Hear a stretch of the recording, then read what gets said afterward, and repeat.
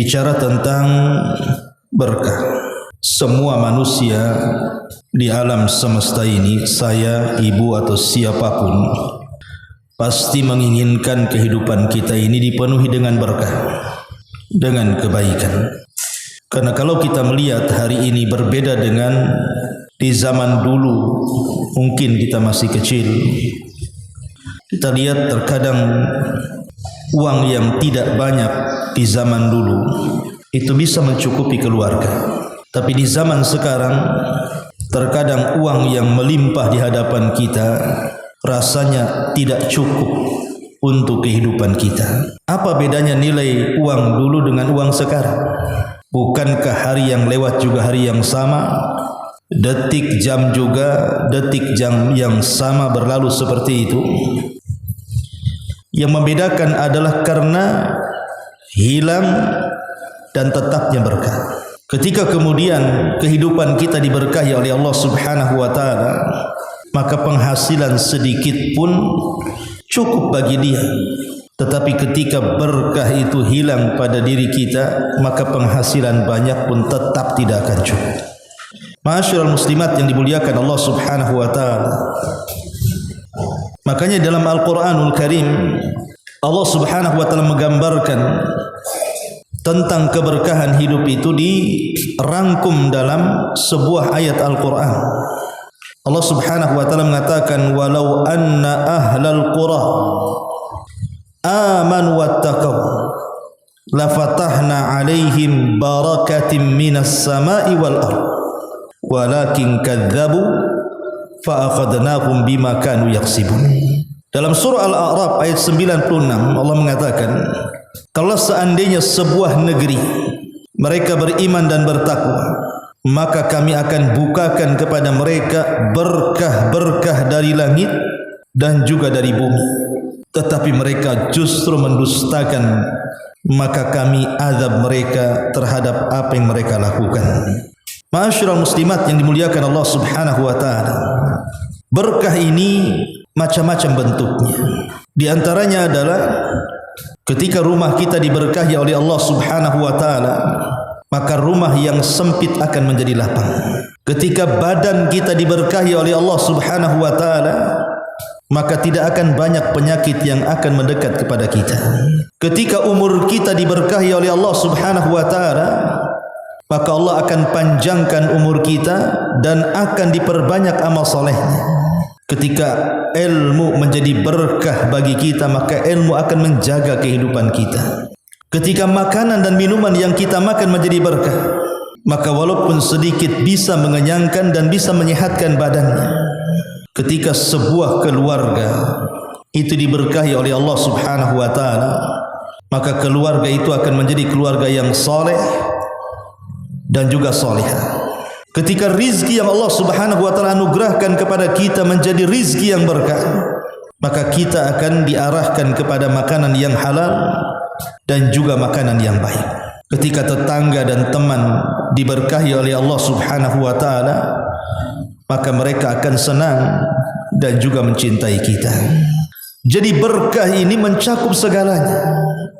Dan berkah itulah yang membawa kenyamanan hidup kita. Ibu bisa bayangkan, kalau seandainya penghasilan suami tidak banyak, tetapi karena diberkahi oleh Allah Subhanahu wa taala, penghasilan sedikit tetapi seolah-olah cukup. Tidak ada mengeluh dalam rumah tangga. Kemudian diberikan anak-anak yang baik, yang tidak pernah durhaka dengan kedua orang tuanya.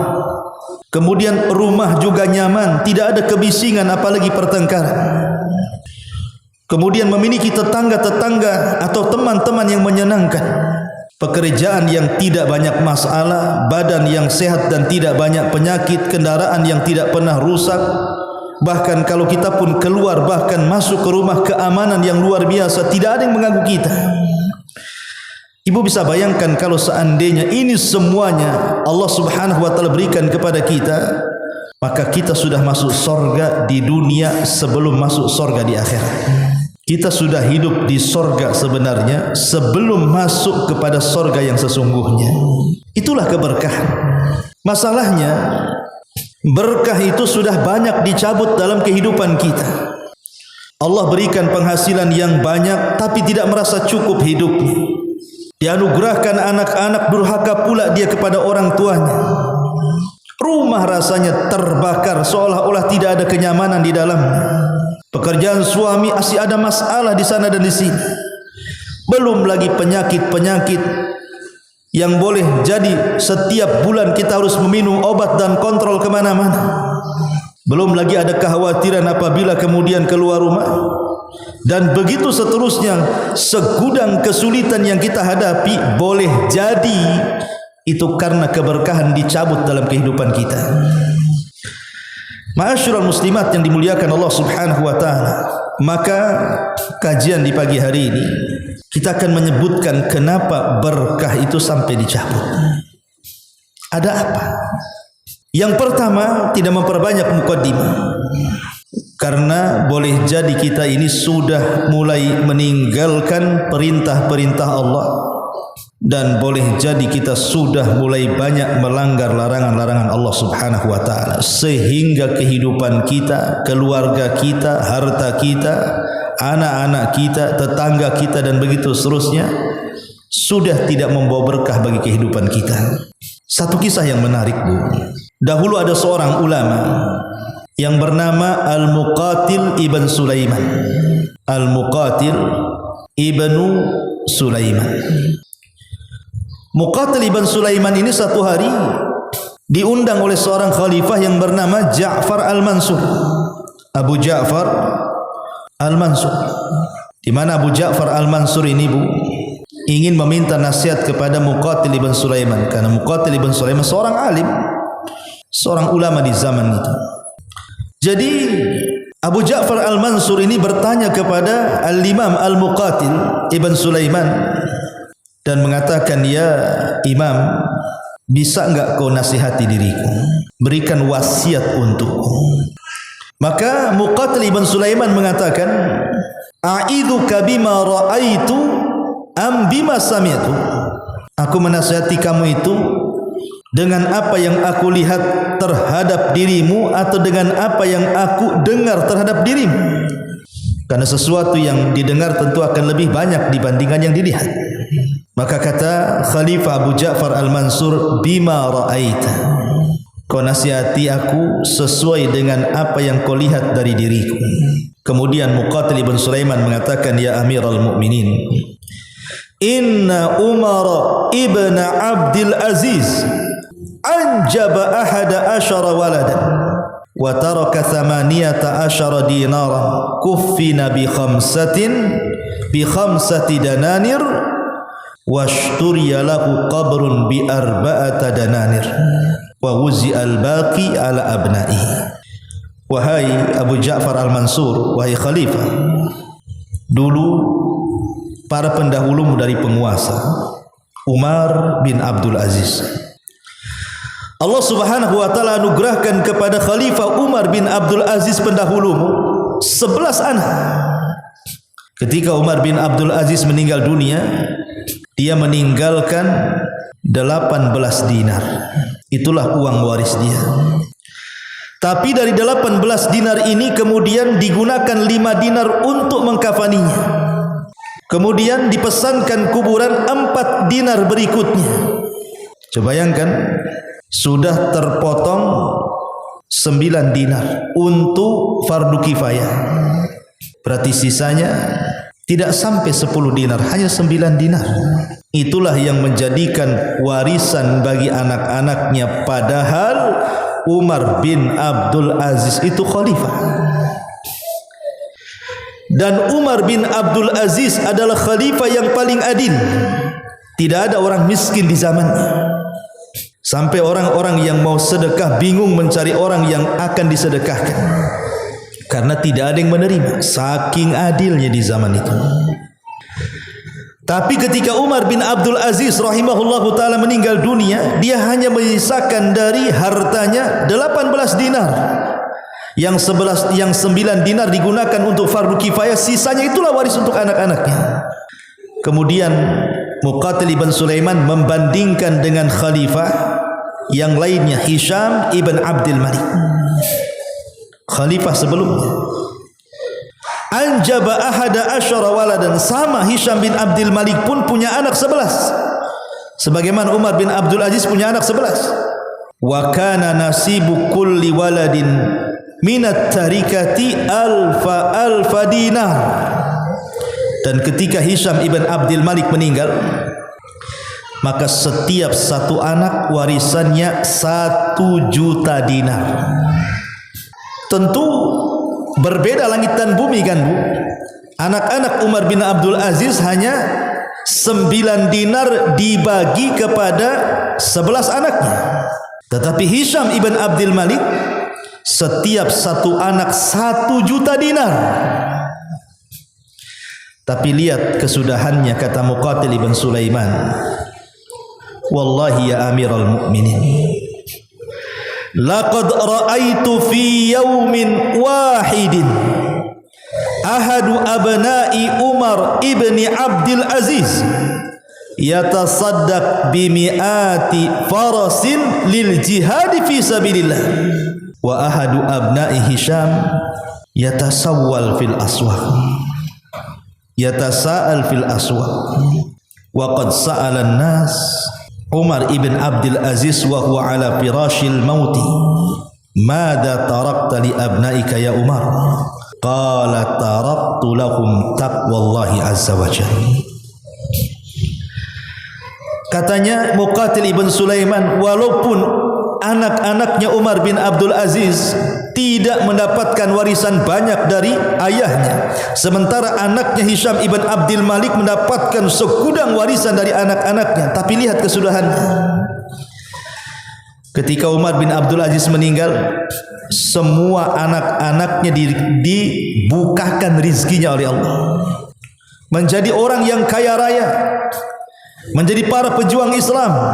Sampai aku melihat, kata Muqatil ibn Sulaiman, salah satu putra Umar bin Abdul Aziz, dia pernah menyedekahkan 100 kuda untuk berjihad di jalan Allah subhanahu wa ta'ala. Tapi kata Muqatil ibn Sulaiman, putra-putra Hisham ibn Abdul Malik, setelah ayahnya meninggal mereka menjadi miskin. Bahkan salah satu putranya meminta-minta di pasar-pasar. Kok bisa? Putra Umar bin Abdul Aziz tidak dapat warisan. 9 dinar itu dibagi ke 11 orang kan. Tetapi setelah meninggal Umar bin Abdul Aziz, mereka kaya raya. Tetapi Hisham ibn Abdul Malik sama-sama khalifah. Tapi setelah ayahnya meninggal, semua anak-anaknya menjadi miskin. Putra-putra Umar bin Abdul Aziz menjadi ahli sedekah, tapi putra-putra Hisham ibn Abdul Malik menjadi peminta-minta. Jadi satu hari manusia bertanya kepada Umar bin Abdul Aziz soal kuncinya, kok bisa seperti itu, kok dunia ini bisa terbalik-balik kayak gini nih. Maka manusia bertanya kepada Umar bin Abdul Aziz saat kematiannya, apa yang kau tinggalkan untuk anak-anakmu hai Umar? Lihat, di sini kunci berkahnya, Bu. Di sini nih kunci berkahnya nih. Taraktu lahum taqwallahi. Aku wariskan kepada anak-anakku bukan dinar, bukan dirham, bukan harta waris, tapi kutinggalkan kepada mereka ketakwaan kepada Allah. Itu yang kuwariskan kepada mereka, ketakwaan. Fa in kanu salihin fallahu yatawalla salihin. Wa in kanu ghaira dzalik falan atruka lahum ma yu'inuhum ala maksiatillahi azza wa jalla. Kata Umar bin Abdul Aziz, jikalau mereka dengan warisan takwaku kepada mereka menjadi hamba-hamba yang saleh, maka Allah subhanahu wa ta'ala dipastikan akan menjaga mereka. Allah yang akan memberikan rizki kepada mereka. Tapi kalau anak-anakku mereka tidak saleh, buat apa aku tinggalkan harta yang banyak, yang akhirnya dengan harta itu menolong maksiat, menolong mereka untuk bermaksiat kepada Allah azza wa jalla. Luar biasa. Itulah Umar bin Abdul Aziz. Dia wariskan ketakwaan kepada anak-anaknya. Dia tidak mewariskan harta untuk anak-anaknya karena dua alasan. Sebab kalau seandainya warisan takwa itu diamalkan anak-anaknya dan mereka menjadi anak-anak yang baik, maka Allah yang akan menjaga rizki mereka. Tetapi kalau mereka tidak saleh, kemudian aku berikan harta yang banyak kepada mereka, itu sama membantu mereka untuk bermaksiat kepada Allah Subhanahu wa taala. Maka dari sini Bu, kunci berkah itu ada di takwa. Ajari anak-anak kita ini solat, ajari anak-anak kita ngaji, arahkan mereka untuk beribadah kepada Allah Subhanahu wa taala. Itulah kunci keberkahan dalam rumah tangga. Ma'asyiral muslimat yang dimuliakan Allah Subhanahu wa taala, ini yang pertama, ketika tidak ada takwa, tidak ada iman di dalam rumah, maka tercabutlah berkah di dalamnya. Ma'asyiral muslimat yang dimuliakan Allah Subhanahu wa taala, tentu takwa dan iman itu mencakup segalanya. Seorang suami saat bermuamalah dengan istrinya, maka dia harus bertakwa dan beriman. Istri juga sama, saat bermuamalah dengan suaminya juga harus takwa dan beriman. Saat mendidik anak-anaknya juga sama. Saat mencari ma'isyah rizki untuk kehidupannya, seorang suami ketika bekerja harus punya takwa dan iman supaya tidak sembarang mengambil harta. Ma'asyiral muslimat yang dimuliakan Allah Subhanahu wa taala. Ini yang pertama.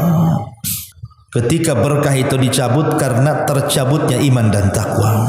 Kemudian yang kedua, yang menjadikan hilangnya berkah itu, boleh jadi mungkin dalam kehidupan keluarga itu ada yang melakukan kesyirikan kepada Allah. Ketika dalam sebuah rumah itu satu saja melakukan kesyirikan kepada Allah Azza wa Jalla, entah istrinya, entah suaminya, entah orang tuanya, entah anak-anaknya, maka berkah akan dicabut dari rumah itu. Karena yang menjadikan rumah itu berkah karena tauhid, karena iman, karena takwa yang tadi saya sudah jelaskan. Maka kalau masih ada yang melakukan kesyirikan, suka datang ke dukun, nempel-nempel, jimat-jimat, tangkal-tangkal, percaya kepada kelenik-kelenik, tidak percaya kepada Allah, ini tanda berkah hilang. Atau suka bersumpah kepada selain Allah, menyembelih kepada selain Allah, meminta-minta ke kuburan dan begitu seterusnya, ini tanda berkah dicabut. Ini yang nomor dua. Yang nomor tiga, al-i'rad anil Qur'anil Karim. Ketika di dalam rumah itu orang sudah tidak suka lagi dengan baca Quran, maka dipastikan rumah itu seperti rumah orang mati. Karena Nabi SAW yang mengatakan rumah yang dibacakan Quran dengan rumah yang tidak dibacakan Quran itu sama dengan orang hidup dan orang mati. Tidak ada berkahnya, dicabut berkahnya. Karena rumah-rumah yang tidak dibacakan Quran itu pasti akan disempitkan kehidupannya. Dan itu digambarkan dalam surah Toha ayat 124. Wa man a'rada an dzikri fa inna lahu ma'isyatan danka wa nahsyuruhu yaumal qiyamati a'ma. Barang siapa yang berpaling dari peringatanku, maka dia akan mendapatkan kehidupan yang sempit dan kami kumpulkan mereka pada hari kiamat dalam kondisi buta. Di dunia disempitkan kehidupannya, tidak ada berkah. Di akhirat dibutakan matanya. Kemudian juga yang keempat, adamu nisbatil fadli fir rizki ila razzaqil mun'im. Tidak menasabkan nikmat rizki itu kepada yang memberikan rizki kepada kita. Yang ngasih rizki kita siapa, Bu? Allah. Maka nasabkan rizki itu kepada Allah. Sebab kalau seandainya kemudian seseorang itu menasabkan rizki kepada selain Allah, mungkin menasabkan rizki kepada kecerdasannya, kepada titlenya, kepada kekuatannya, kepada kehebatannya, maka lambat laun rizki itu akan dicabut berkahnya. Makanya Qarun ketika dia merasa bahwa rizki itu dia yang dapat, bukan dari Allah Subhanahu wa taala, dan mengatakan innama utituhu ala ilmin indi, sesungguhnya kekayaan itu datang karena kecerdasanku, karena kehebatanku, karena kekuatanku, maka Allah Subhanahu wa taala katakan fa khassafna bihi wa bidarihil arda fama kana lahu min fi'atin yansuruna min dunillahi wa ma kana minal muntasirin. Maka kami tenggelamkan Qarun ke dasar bumi dan seluruh kekayaannya, dan tidak ada satu kelompok pun yang menolong dia, dan dia tidak sanggup juga menolong dirinya sendiri. Maka jangan pernah kemudian kufur nikmat dengan menasabkan nikmat itu kepada selain Allah. Seperti apa orang kufur nikmat itu? Ya tadi dia mengatakan bahwa saya kaya wajar karena saya ini ya sekolah, saya kaya wajar saya anggota dewan, saya kaya wajar saya kan menteri, saya presiden. Ya sudah sewajarnya saya kaya karena saya cerdas, saya profesor, saya doktor, saya insinyur. Tidak, rizki itu bukan diberikan Allah kepada kita bukan karena Anda seorang dokter, seorang insinyur, seorang profesor, anggota dewan, menteri, presiden, bukan. Allah Subhanahu wa taala memberikan rizki itu karena memang sudah kewajiban Allah memberikan rizki kepada kita. Dia menciptakan kita, dia kasih rizki untuk menunjukkan dia maha kuasa, dan kewajiban kita mensyukurinya. Kewajiban kita mensyukuri rizki yang Allah Subhanahu wa taala anugerahkan kepada kita. Jangan kufur nikmat. Maka kita harus sandarkan nikmat itu datang dari Allah Subhanahu wa taala. Tidak ada secuil rizki pun yang datang dari diri kita. Semua rizki itu datang dari Allah.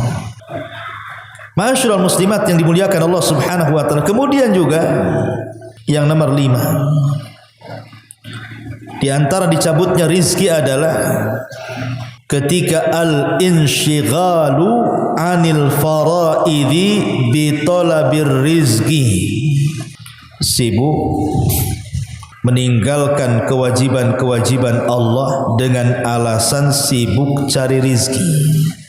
Dan ini yang banyak.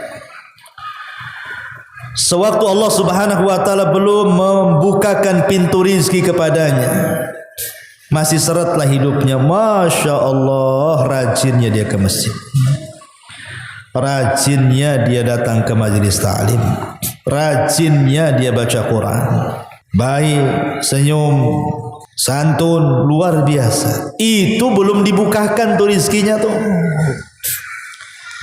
Ketika betul-betul Allah Subhanahu wa taala membukakan rizkinya, mulai jangan lagi cerita hadir di pengajian, jangan lagi kemudian seseorang itu menyengajakan datang ke masjid baca Quran, atau mungkin zikir-zikir yang ia lakukan.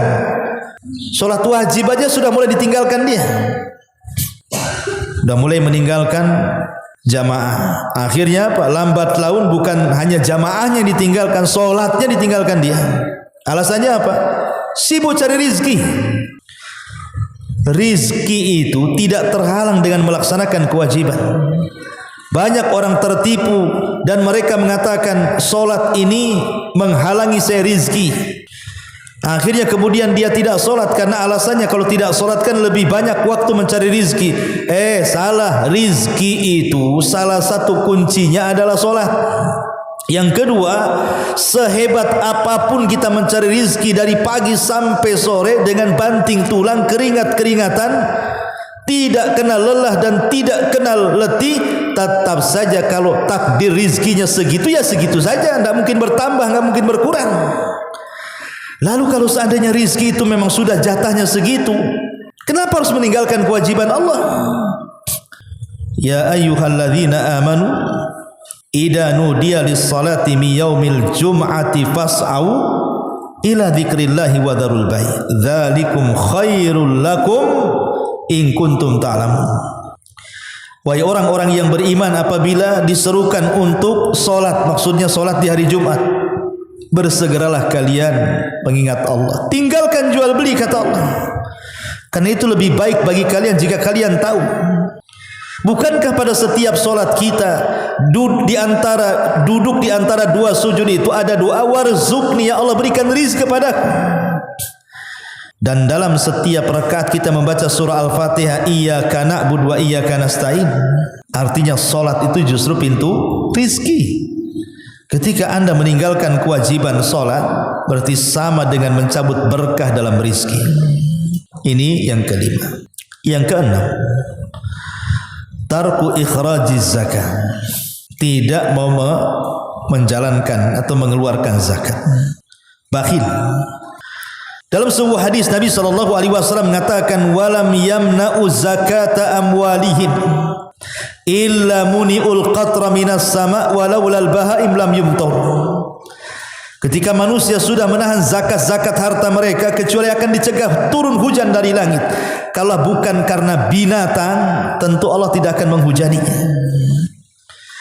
Ma'asyiral muslimat yang dimuliakan Allah Subhanahu wa taala, ingat bahwa Nabi SAW pernah mengatakan, laisat as-sanatu bi alla tumtaru walakin as-sanata an tumtaru wa tumtaru thumma la yubarak lakum fihi, rawahu Muslim. Sebuah negeri yang paceklik, yang tidak ada turun hujan. Jadi negeri paceklik itu bukan negeri yang tidak dihujani sehingga gersang. Bukan. Kata Rasul, negeri yang paceklik itu bukan negeri yang tidak ada turun hujan di situ sehingga tanahnya jadi gersang, retak-retak, belah-belah, tidak bisa ditanam. Tetapi sebuah negeri yang paceklik itu ketika Allah hujani, terus Allah hujani, tapi hujan itu tidak membawa berkah. Itu maksudnya. Ya, memang turun hujan, tapi tidak bawa berkah. Yang dulunya mungkin panen itu setahun bisa 3 kali, kemudian juga hasilnya membahagiakan dan mencukupkan. Sekarang boleh jadi mungkin setahun itu panen sekali atau 2 kali, itu pun tidak mencukupkan. Seperti yang saya katakan di awal tadi, dulu perasaan uang 10.000 itu bagaikan uang 100 juta hari ini. Dulu ya kan, zaman baheula bukan. Kayaknya uang punya 10.000 itu wah udah luar biasa, kebeli segalanya. Sekarang punya uang 100.000, 1 juta sekalipun, jadi apa coba? Enggak jadi apa-apa sekarang. Itulah karena uang dulu itu sedikit tapi berkah, sekarang uang banyak tapi tidak berkah tuh. Ma'asyiral muslimat yang dimuliakan Allah Subhanahu wa taala, makanya jangan bakhil. Karena sedekah, zakat dan yang semacamnya itu pembawa berkah. Terkadang para ulama dulu untuk mencari keberkahan dari sedekah itu, terkadang di antara mereka meniatkan sedekah itu untuk mengobati penyakit. Seperti yang dilakukan siapa? Imam Hakim Sahibul Mustadrak. Dia punya penyakit badan. Dia sudah berusaha datang ke dokter ini, dokter itu, tapi tak kunjung-kunjung sembuh. Akhirnya dia coba datang ke majelisnya seorang alim di zamannya, Al-Imam As-Sabuni rahimahullahu ta'ala. Kemudian Imam Hakim Sahibul Mustadrak itu mencoba bertanya kepada Imam As-Sabuni soal penyakit yang dideritanya, agar Imam Sabuni ikut mendoakan kesembuhan bagi dia dan jamaah yang hadir di majelis itu. Allah takdirkan Imam Sabuni ngomong sama jemaah agar ikut mendoakan kesembuhan Imam Hakim.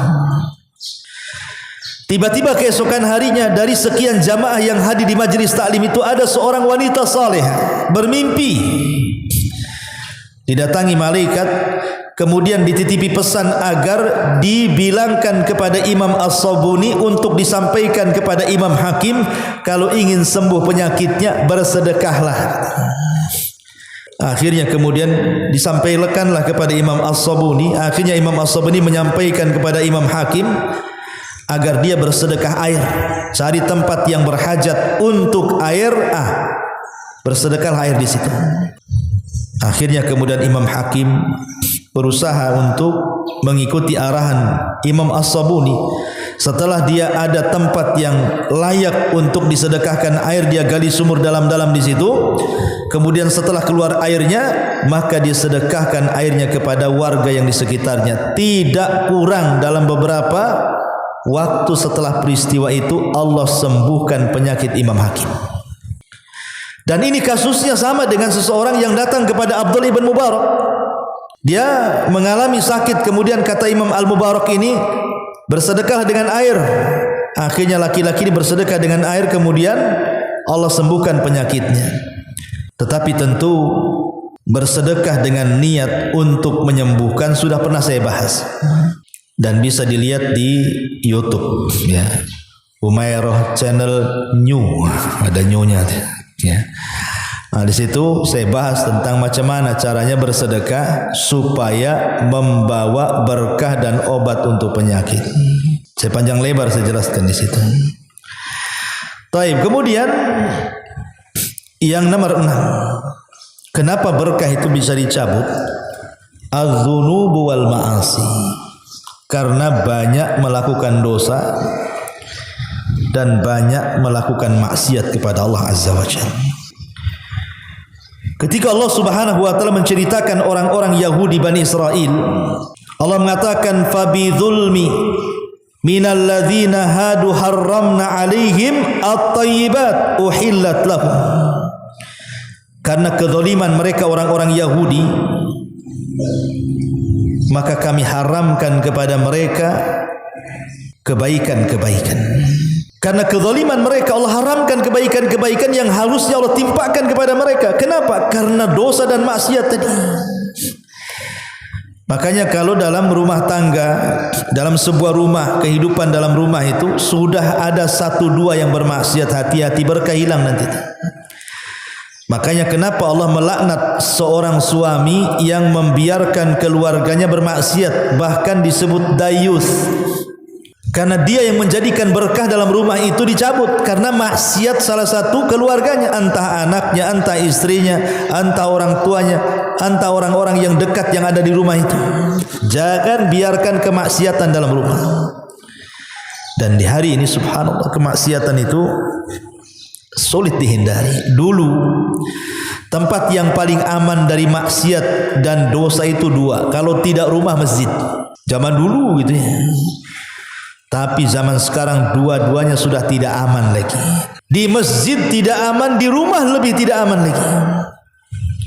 Semua maksiat ada di rumah itu. Apa yang tidak ada maksiat dalam rumah itu? Semua ada.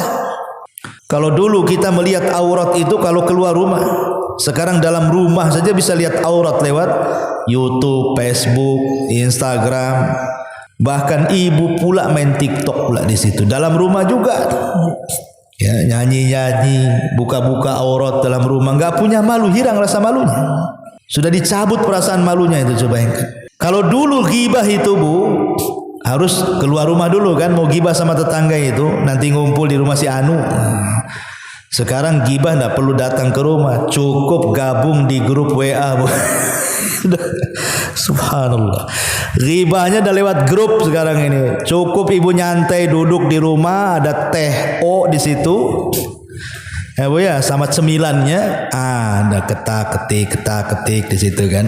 Ghibahnya enggak perlu lagi ke tetangga, di rumah ada ghibah tuh. Kalau dulu orang itu mau datang ke dukun Bu, jauh. Kadang-kadang ke perbatasan desa, kadang di gunung-gunung. Dukun zaman dulu kan gitu Bu. Hidupnya di lereng-lereng, nanti masuknya takut, ada tengkorak di situ macam-macam. Mikir-mikir orang dulu itu masuk. Sekarang banyak dukun online Bu. Cukup di rumah saja Bu. Konsultasi ke dukunnya lah cukup di rumah saja. Lihat, syirik aja masuk di situ. Apa yang tidak? Kalau dulu umpamanya mau maksiat itu Bu, mau beli khamar, mau beli apa gitu ya kan, kita harus keluar sembunyi-sembunyi takut ketahuan. Sekarang COD Bu, bisa datang ke rumah, mabuk sendiri kamar mandi ya. Nauzubillah, nggak aman lagi rumah ini, hilang berkahnya di situ. Semua maksiat ada. Ma'asyiral muslimat yang dimuliakan Allah Azza wa Jalla, kalau seandainya rumah sudah dijadikan ajang kemaksiatan, tidak akan berkah. Ada seorang muslimah, perawatannya bukan kucing, anjing pula dirawat di rumah. Anjing coba, malaikat rahmat gak akan masuk. Belum lagi foto-foto yang dipajang gitu kan, patung-patung dan yang semacamnya. Ini menghilangkan berkah. Belum lagi kemudian Quran diganti musik. Ada rumah itu dari pagi sampai sore ngegedur itu musik itu. Masya Allah. Nggak ada bacaan-bacaan Qurannya. Macam mana rumah kayak gini akan berkah coba? Adzunubul ma'asi. Ini yang ketujuh. Yang kedelapan, muamalah yang tidak disaring, seperti memakan riba. Riba ini bisa menghilangkan berkah. Yamhaqullahu riba wa yurbi shadaqat, kata Allah. Allah yang akan menghilangkan berkah karena riba, dan yang membawa berkah adalah sedekah. Jadi berkah dicabut karena riba, berkah ditambah karena sedekah. Dan hari ini subhanallah, yang namanya riba itu sudah persoalan biasa. Orang nggak takut lagi sama riba sekarang ini.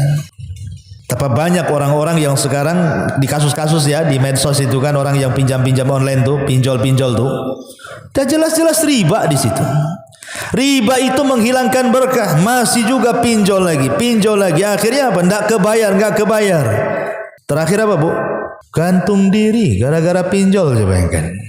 Banyak orang bunuh diri tuh gara-gara nggak bisa bayar utang karena bunganya besar. Untuk bayar bunganya nggak sanggup, apalagi bayar pokoknya. Jangan coba-coba masuk ke ranah riba, karena riba itu menghilangkan berkah dalam hidup kita. Nggak akan tenang kita kalau makan riba itu. Masyarul muslimat yang dimuliakan Allah Azza wa Jalla. Kemudian juga yang nomor 8, aklu hukukil akharin, memakan hak-hak orang lain, memakan harta fakir miskin, memakan harta anak yatim, memakan harta dari hasil dusta, dari hasil korupsi, dari hasil curang, dari hasil ngurangi takaran, ngurangi meteran, ngurangi timbangan, nipu sana sini, yang penting dapat uang. Ya ayyuhalladzina amanu la ta'kulu amwalakum bainakum bil batil. Wahai orang-orang yang beriman, jangan kalian makan dari harta-harta kalian dengan cara batil. Kenapa demikian? Karena Allah akan hilangkan berkahnya. Man akhada amwalan nas yuridu ada'aha addallahu alaihi, wa man akhada yuridu itlafaha atlafahullahu alaihi. Siapa yang mengambil harta orang dan dia ingin mengembalikannya, Allah akan bantu mengembalikannya. Siapa yang mengambil harta orang dan tidak ada niat mengembalikannya, Allah hancurkan kekayaannya, hilang berkahnya.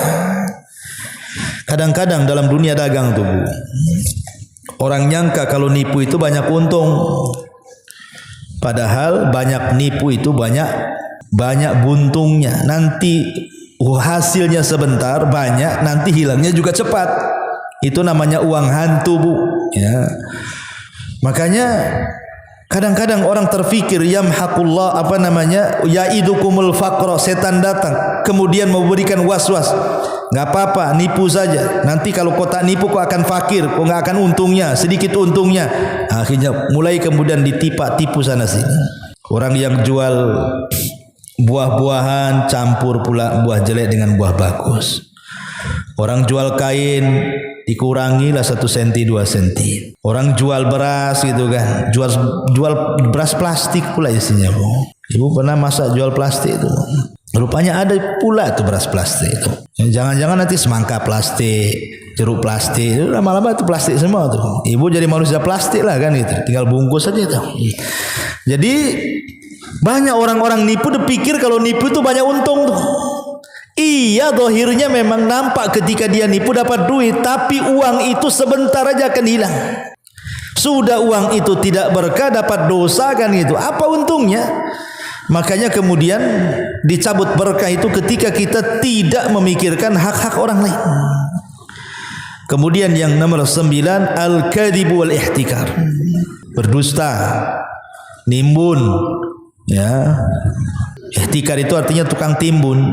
Ketika barang banyak dibelinya ditimbun-timbun, nunggu barang langka baru kemudian dijual. Nah, itu ihtikar, nggak akan berkah tuh.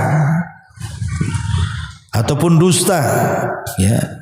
Termasuk juga al-hasad wal bughdul akharin. Hasad ini, Bu, itu menjadikan hidup kita tidak berkah. Karena memandang orang itu capek, Bu. Di mana enggak capek coba? Tetangga buat rumah, kepala tetangga tenang, kepala kita pula yang pusing. Coba bayangkan ya. Nanti tetangga nih habis buat rumah, beli mobil, gigi tetangga bagus, gigi kita pula sakit, Bu. Kita yang sakit gigi nengok tetangga tuh. Nanti tetangga nih, Bu, mulai dia naik mobilnya, Bu, kita pula naik ambulan. Udah mulai itu. Itu orang hasad kayak gitu, Bu. Mulai pening kepala, sakit gigi, terakhir kita dibawa ambulan. Tetangganya enak lah. Dia bisa bangun rumah, dia bisa beli mobil, dia bisa naik mobil. Dia sehat, kita seterusnya. Itulah orang hasad. Orang hasad itu nggak akan berkah. Otak kita stres kan itu, asik nengok orang aja yang bukan hak milik kita. Nggak perlulah kita nengok-nengok orang, cukuplah. Itu kata Rasul kepada Abu Hurairah, irdha bima qasamallahu lak takun aghnan nas. Irdha bima qasamallahu lak takun aghnan nas.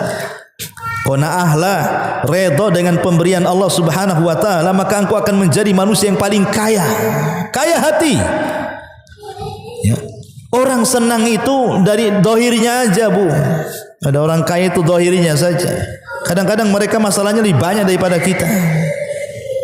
Maka kalau kita mau qanaah, redha dengan pemberian Allah, berkah hidup kita. Bukannya asal kekayaan itu dalam hati, bukan di badan, bukan pula di harta. Kemudian al-ghish fil mizan. Nomor 10, al-ghish fil mizan. Jangan suka ghish di situ, melakukan penipuan dalam timbangan. Kata Nabi SAW, walam yanqusul mikyala wal mizan illa ukhidhu bisinin wa syiddatil maunati wa jawri sultani alaihim. Ketika para pedagang itu sudah mulai mengurangi takaran timbangan, kecuali mereka akan ditimpakan paceklik yang hebat, susah ekonomi, dan pemimpin-pemimpin yang zalim. Bayangkan, satu dosa azabnya 3. Satu dosa azabnya 3. Dosanya cuma satu, ngurangi takaran, ngurangi timbangan, curang dalam dagang. Tapi Allah lihat, berikan azab 3. 1, paceklik yang berkepanjangan walaupun hujan tidak berkah. 2, susah ekonomi, cari kerja susah di mana-mana. 3, dipimpin atau diutus pemimpin-pemimpin yang zalim, yang akan menzalimi rakyatnya. Naudzubillah. Tanda tidak berkah itu namanya ya. Kemudian juga yang nomor 11, adamut tawakkul 'ala Allah. Kurang tawakal. Dipenuhi dengan perasaan takut. Takut kalau tak makan, takut kalau tak minum, takut kalau tak begini, tak begitu. Tidak tawakal kepada Allah. Law annakum tatawakkaluna 'ala Allah haqqa tawakkuli laruziktum kama yurzaqut thair taghdu himasan wa taruhu bitanan, kata Rasul. Kalau kalian bertakwa, betul-betul bertakwa kepada Allah, maka kalian akan diberikan rizki seperti burung diberikan rizki, keluar dari sangkarnya lapar, tapi pulang sudah kenyang dan bisa memberi makan anak-anaknya. Itulah tawakal kepada Allah Azza wa Jalla. Kemudian juga yang nomor 12, qillatul istighfar. Ketika jarang kita mengucapkan istighfar, maka ini berkah akan hilang. Karena Allah Subhanahu wa taala mengatakan dalam surah Nuh, faqul tastaghfiru rabbakum innahu kana ghaffara yursilis samaa 'alaikum midrara wa yumdidkum bi amwali wa banin wa yaj'al lakum jannati wa yaj'al lakum anhara. Kukatakan kepada kalian, perbanyak istighfar kepada Rabb kalian. Dengan istighfar Allah akan hujani kalian, Allah akan tambah harta kalian, Allah akan tambah keturunan kalian, Allah akan jadikan hutan-hutan yang lebat, dan Allah akan aliri sungai-sungai. Itulah buah istighfar, penuh dengan berkah. Kemudian yang ke-13, adamut ta'addu fi talabir rizki. Kurang beradab ketika mencari rizki. Seperti apa, Bu? Ya tadi, kurang bersyukur, menipu, berbohong, mengurangi timbangan. Kemudian juga suka mencaci, memaki, dan begitu seterusnya dalam mencari rizki. Maka itu juga salah satu hilangnya berkah dalam kehidupan kita. Ma'asyiral muslimat yang dimuliakan Allah Subhanahu wa taala, sebenarnya kenapa manusia itu mereka berlomba-lomba mencari harta? Manusia itu kan terbagi empat tuh ya, kalau saya boleh bagi itu. Pertama, memang ada orang yang mencari harta itu karena takut akan masa depan. Takut miskin, takut fakir, takut sakit, nanti kalau nggak nabung, kalau sakit cemana duitnya, takut tak makan, macam-macam lah. Itu umumnya mencari rezeki itu karena itu.